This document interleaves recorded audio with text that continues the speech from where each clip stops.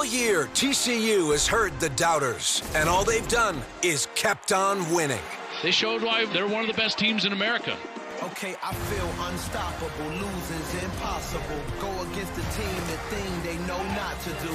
With a Big 12 championship game appearance secured, the 4th-ranked 10-0 Horned Frogs have set their sights on something greater: perfection.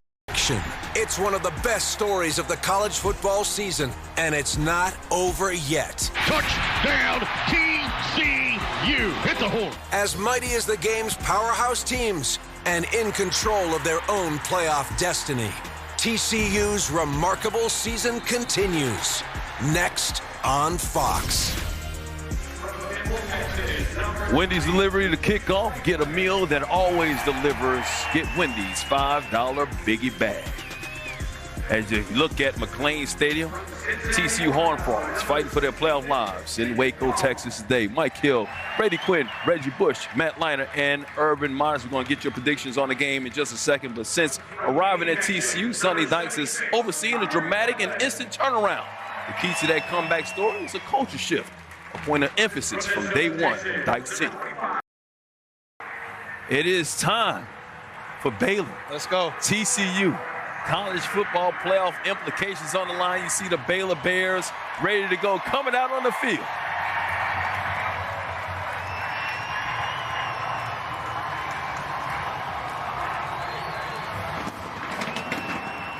All right, time for the game. To send it up to the guys calling it, Jason Benetti and Brock Hewitt. We will see you back here at the half. Enjoy, everybody. Mike, thank you very much, and welcome to Big Noon Saturday, sponsored by AT&T Business. At least 30,000 people in here will be Baylor Bears fans. However, the Baylor fan base spans across America today. In Los Angeles, they're rooting for Baylor. In Clemson, South Carolina, they're rooting for Baylor. In Knoxville, Tennessee, they're rooting for Baylor because TCU has that all-important 4th spot in the college football playoff right now. And we thank you for joining us from McLean Stadium. Jason Benetti, Brock Hewitt, Bruce Feldman is downstairs. Look, TCU, big play offense, maybe the best in the country.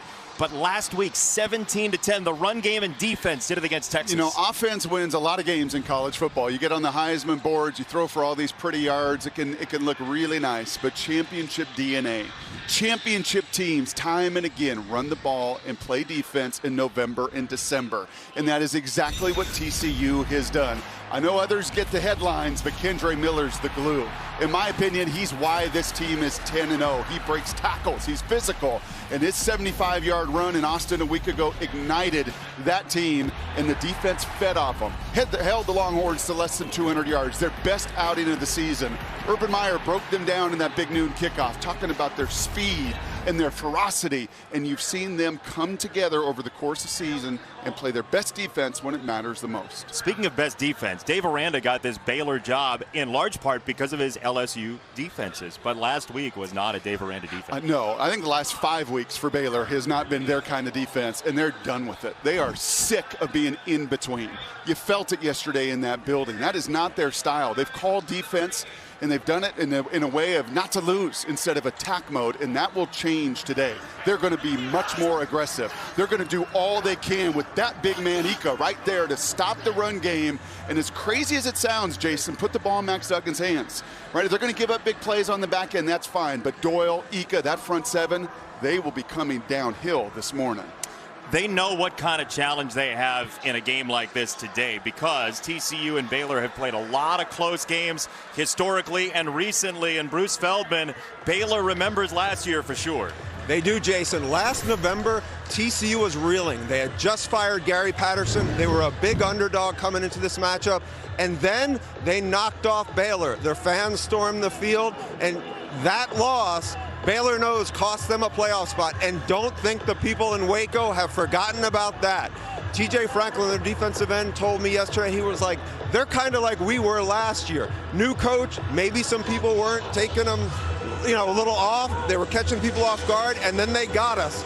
Now we have the opportunity to do it to them. He added that they Bears have had a much better week of practice this week than they did last year getting ready for TCU. One other thing that's going to make it harder for TCU, Darius Davis Their fastest player, who's so dynamic both as a receiver and as a return guy, he is not expected to play today, out with a hand injury. That's a guy, Bruce, who has 5 punt return touchdowns in his career. He's over on the sideline. Baylor is ready for this thing, and we will see if unbeaten TCU still is that in 60 minutes. Off we go from Waco, Texas, on a chilly Saturday, and a bat from Monterey Baldwin on the opening return of the ball game gets him to the 24-yard line.